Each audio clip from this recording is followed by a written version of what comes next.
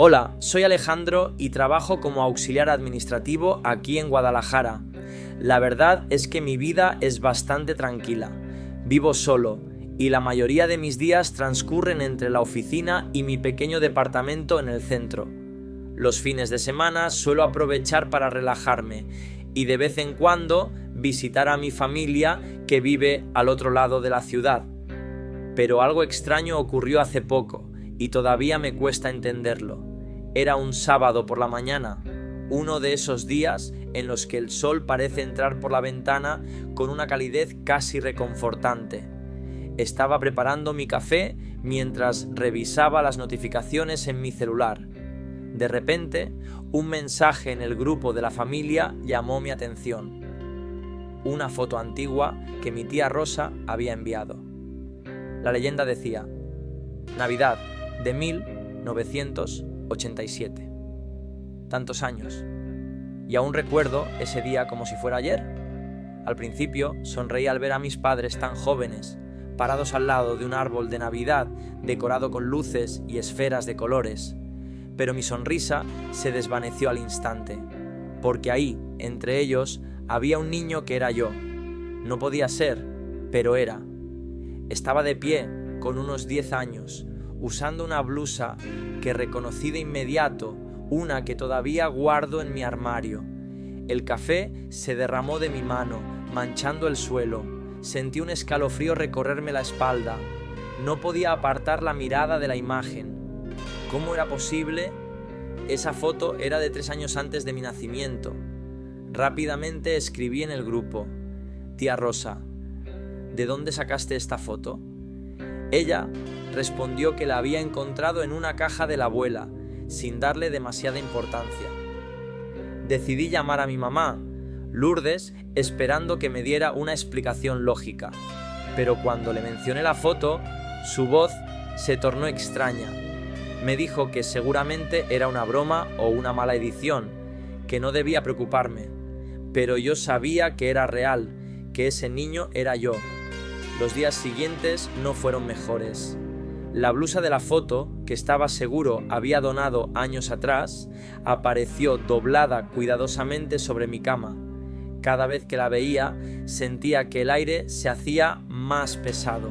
Además, los cuadros de mi casa parecían cambiar. Uno en particular ahora mostraba una sala decorada de la misma manera que la de la foto de Navidad. Sintiéndome cada vez más desesperado, decidí ir a casa de mis padres. Quizás ahí encontraría alguna respuesta. Mi madre me recibió con una sonrisa, pero noté su nerviosismo. Le pregunté si había más fotos como esa. Después de un momento de incertidumbre, me llevó al desván. Ahí estaba la caja que mi tía mencionó. Empecé a revisar las fotos y el horror se apoderó de mí. En cada una aparecía yo a distintas edades, en eventos familiares que ocurrieron antes de que naciera. No tenía sentido. Mis manos temblaban mientras pasaba una foto tras otra, intentando buscar algún truco, algo que desmintiera lo que veía. La última imagen era del mismo año en que supuestamente había sido tomada la primera foto. Esta vez yo estaba al fondo, de espaldas, mirando directamente a la cámara. Sentí una mezcla de terror y confusión que me dejó sin aliento. ¿Cómo podía ser yo? ¿Qué significaba todo esto? Mi madre, al ver mi expresión, simplemente dijo que algunas cosas es mejor dejar sin respuesta. Pero no podía aceptar eso. Salí de la casa con la caja de fotos, decidido a encontrar alguna explicación, aunque en el fondo temía lo que pudiera descubrir. No sé si podré encontrar las respuestas que busco. Cada vez que cierro los ojos, veo esas imágenes. Me pregunto si mi vida es realmente lo que creía, o si hay algo más, un misterio que se oculta en mi pasado, en el tiempo antes de que yo siquiera existiera. Ahora, cada vez que paso por el centro, miro a los niños que juegan en la plaza, preguntándome si alguno de ellos guarda un secreto similar al mío. Tal vez, como yo, no lo descubrirán hasta que sea demasiado tarde, y me pregunto si la próxima vez que vea una foto familiar volveré a encontrarme ahí, en un tiempo al que no pertenezco. Mi madre, al ver mi expresión, simplemente dijo que algunas cosas es mejor dejar sin respuesta, pero no podía aceptar eso. Salí de la casa con la caja de fotos, decidido a encontrar alguna explicación, aunque en el fondo temía lo que pudiera descubrir. No sé si podré encontrar las respuestas que busco. Cada vez que cierro los ojos, veo esas imágenes. Me pregunto si mi vida es realmente lo que creía o si hay algo más, un misterio que se oculta en mi pasado, en el tiempo antes de que yo siquiera existiera. Ahora, cada vez que paso por el centro, miro a los niños que juegan en la plaza preguntándome si alguno de ellos guarda un secreto similar al mío.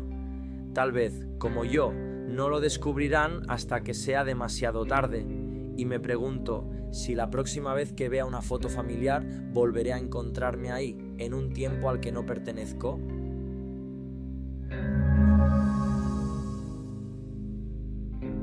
Ah, sí.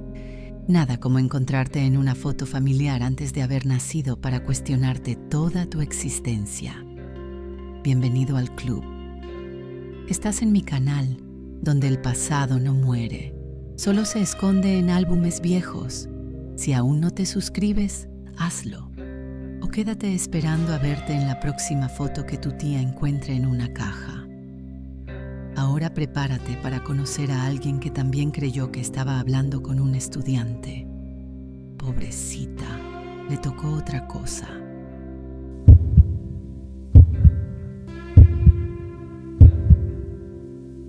Me llamo Clara y soy profesora de secundaria aquí en Puebla. Tengo 39 años y aunque disfruto de mi trabajo, mi vida fuera del aula es bastante tranquila. Vivo sola en un pequeño departamento cerca del centro. Siempre me ha gustado la sensación de independencia, aunque a veces el silencio se hace demasiado presente. Esa paz se vio alterada hace unas semanas por algo que todavía me cuesta comprender. Todo comenzó con un correo electrónico que recibí de un estudiante llamado Diego. Estudiaba cine en una universidad local y estaba trabajando en un proyecto documental sobre memorias traumáticas de la infancia.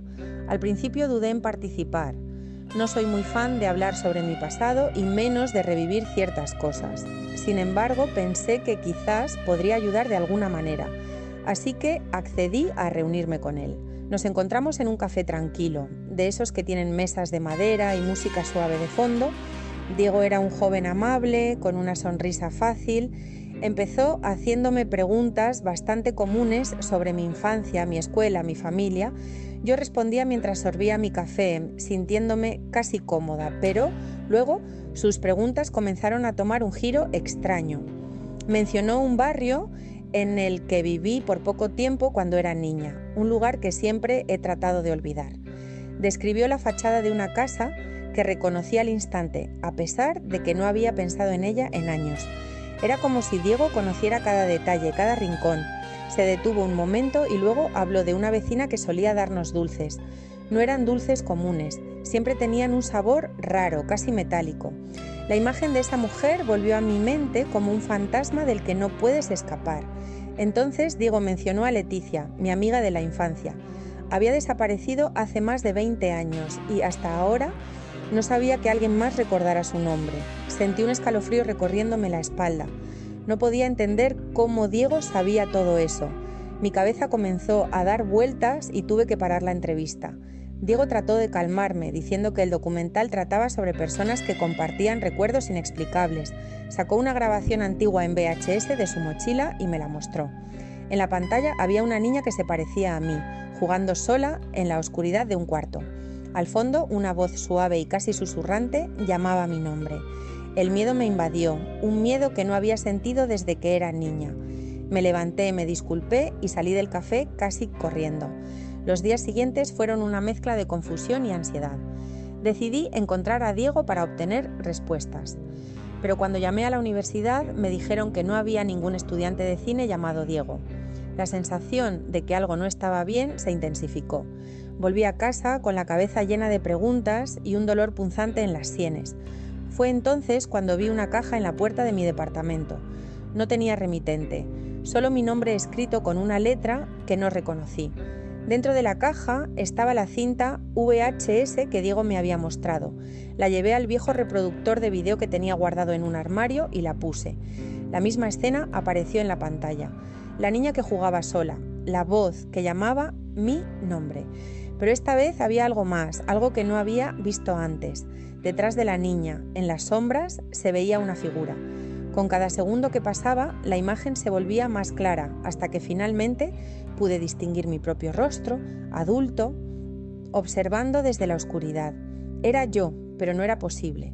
¿Cómo podía estar en esa cinta antigua? El pánico se apoderó de mí. Apagué el video y me quedé inmóvil, respirando rápido, tratando de dar sentido a lo imposible. No pude dormir esa noche.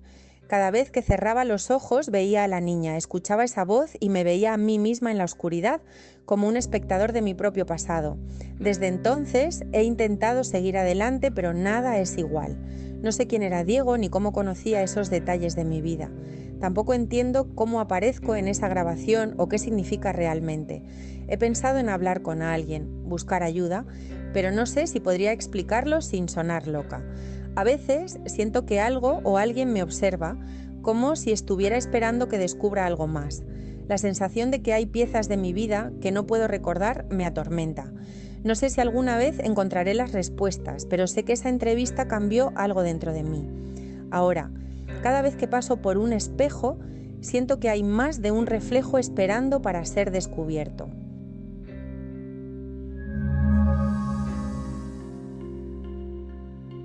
Cada vez que paso frente a un espejo, siento que hay más de un reflejo. Clara, eso no es paranoia. Es el cover alternativo que la vida te tenía guardado. Sí, ya sé que ya pedí tu like y tu suscripción, pero la mayoría no hace caso y luego terminan encontrando cajas con cintas donde aparecen sin haber estado. Tú decides. A continuación nos vamos de vacaciones. Bueno, tú crees que son vacaciones. El mar también tiene cosas que contar.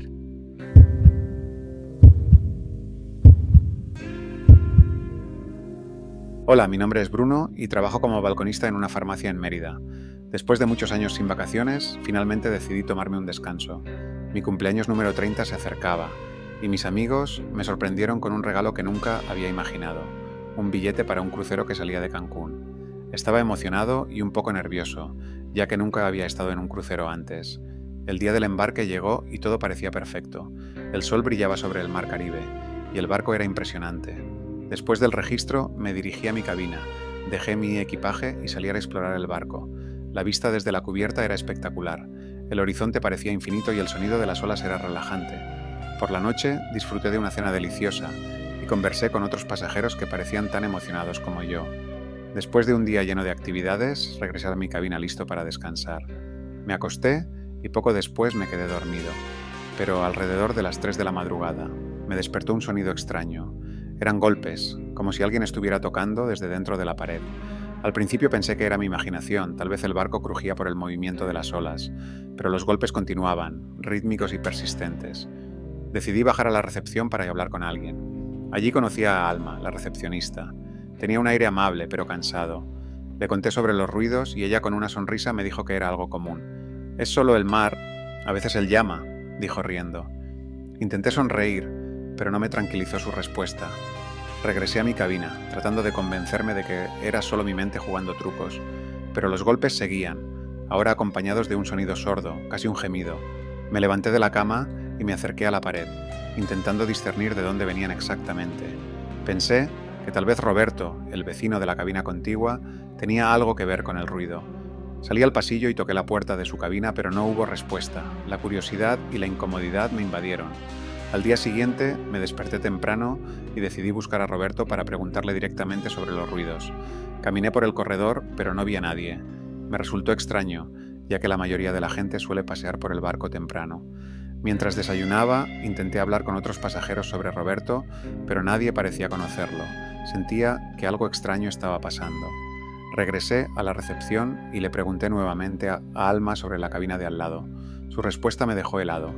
Esa cabina ha estado desactivada por años. No entendía cómo era posible, ya que estaba seguro de haber escuchado ruidos provenientes de allí. Con cada día que pasaba, mi inquietud crecía, intentaba disfrutar del viaje, pero la sensación de que algo no estaba bien me perseguía. En la última noche del crucero los golpes se intensificaron, ahora eran verdaderas palizas contra la pared. Me levanté de un salto, intentando abrir la puerta de mi cabina para salir, pero estaba atascada.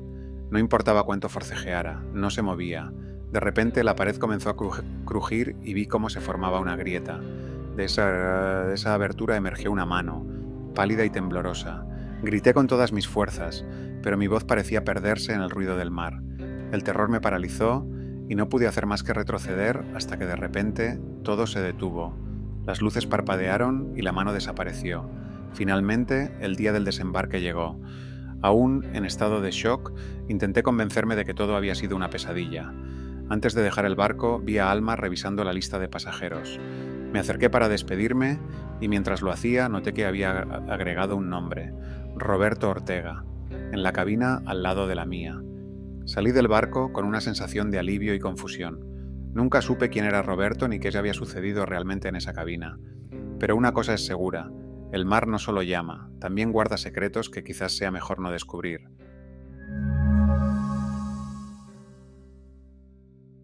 Pero una cosa es segura, el mar no solo llama, también guarda secretos y también te regala compañeros de cabina que no existen hasta que aparecen en la lista final. Cuéntame en los comentarios, ¿tú también abrirías la puerta si escuchas golpes en la pared? O mejor, ¿te quedas quietecito como si nada pasara? Y hablando de no salir de un lugar, el siguiente cuento te lleva a una fiestecita donde nadie se va, ni aunque lo intente.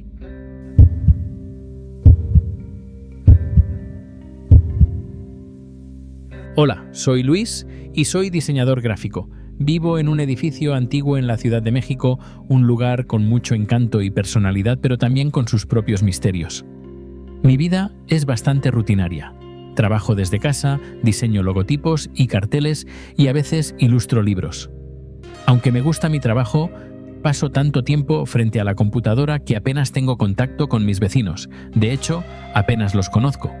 Pero eso cambió una noche que, aunque comenzó como cualquier otra, terminó siendo una de las más extrañas de mi vida. Eran las 7 de la tarde cuando decidí tomar un descanso. Me levanté de mi escritorio y me dirigí a la cocina por un vaso de agua. Al pasar por el recibidor, noté un papel pegado en la puerta del elevador. Me acerqué por curiosidad y leí: «Festa en el tercero, a las 8. Trae tu bebida». Sonreí ante la simplicidad del mensaje. Parecía una invitación amistosa, aunque no estaba firmado por nadie en particular. No tenía planes para esa noche y pensé que podría ser una buena oportunidad para conocer a mis vecinos. Así que a las 8 en punto tomé una botella de vino y subí al tercer piso. Al llegar, Mariana me recibió con una gran sonrisa. La conocía de vista, pero nunca habíamos hablado. Me invitó a pasar y me presentó a algunos de los otros invitados. La fiesta parecía bastante normal al principio, música suave de fondo, gente conversando y bailando y una mesa llena de antojitos mexicanos. Todo iba bien, hasta que comencé a notar algunas cosas extrañas.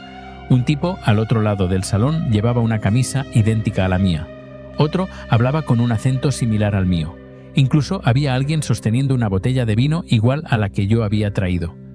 Me reí para mis adentros, pensando que era una coincidencia graciosa. Decidí ir al baño para refrescarme un poco. Entré y me miré en el espejo, y fue entonces cuando lo vi. Mi reflejo hizo los mismos movimientos que yo, pero con un retraso de unos segundos. Me quedé helado, tratando de entender lo que estaba pasando. Tal vez estaba más cansado de lo que pensaba. Me lavé la cara, respiré hondo y salí del baño. Mariana me llamó desde la terraza. Me acerqué y al salir me di cuenta de que todos los invitados estaban ahí, parados, mirándome fijamente. Sus expresiones eran inquietantes, como si estuvieran esperando algo. Cada uno de ellos tenía el mismo rostro de cansancio, el mismo que llevaba yo últimamente por el exceso de trabajo. Sentí un escalofrío recorriendo mi espalda. Intenté disimular mi incomodidad y me dirigí a la puerta para irme, pero no pude abrirla. Estaba cerrada. Volteé y todos seguían mirándome, pero ahora cada uno vestía exactamente como yo. Incluso tenían el mismo par de tenis sucios que usaba. Era como estar atrapado en un espejo rodeado de 1000 versiones de mí mismo. La música seguía sonando, pero se había convertido en un ruido lejano, como si viniera de otro mundo. Mariana se acercó y con una voz tranquila me dijo: «Luis, todos aquí han estado esperando por ti». No entendía a qué se refería, pero la sensación de angustia crecía. Me di cuenta de que no había una salida fácil. Intenté calmarme, pensando que tal vez era una especie de broma pesada, pero sus rostros no mostraban ninguna señal de humor, solo un profundo cansancio y resignación. El tiempo pasó, no sé cuánto exactamente, pero la fiesta continuó. Yo dejé de ser un invitado y me convertí en uno más de ellos. Mis intentos de escapar se desvanecieron y me encontré atrapado en un ciclo interminable. Nunca supe si era un sueño, una alucinación o simplemente una broma del universo.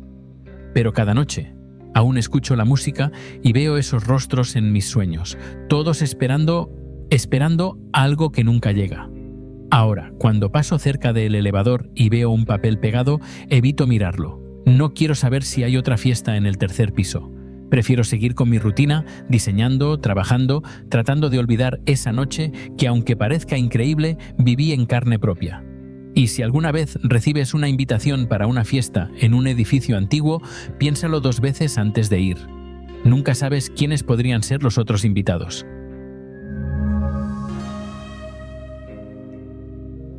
Y si alguna vez recibes una invitación para una fiesta en un edificio antiguo, piénsalo 2 veces. Luis, mi cielo, lo que pasa es que la tercera planta no tiene salida, solo entradas, de ti mismo. Esta es mi última petición, lo juro. Bueno, casi. Suscríbete, deja tu like, comenta lo que más te perturbó. Aunque siendo sincera, la mayoría no hace caso y después termina atrapada en una fiesta con puros clones. Y ya que estás aquí, haz clic en el video que está apareciendo en tu pantalla. La próxima historia podría ser la tuya.